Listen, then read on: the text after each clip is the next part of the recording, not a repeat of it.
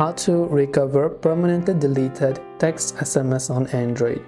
Now, if you happen to accidentally delete a certain text message, now most of the Android phones these days actually use Google Messages, right?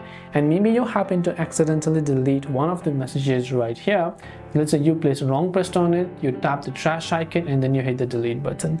What do you do if you want to restore that message? Now, restoring that message is actually possible if it has been only within 30 days after you delete it, because each Messages app nowadays has a feature called a trash or recycle bin. In the case of Google Message, I can tap on the profile icon from the top right.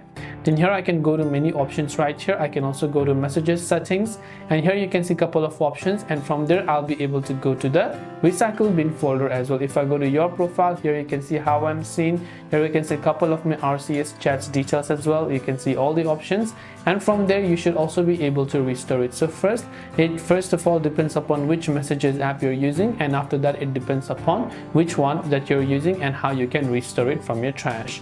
This way you'll be able to recover your deleted messages on Android. I hope the video helps you out. If you have got any further questions, feel free to also leave them down in the comment section below. As always, thanks for watching till the very end, and see you soon in the next video.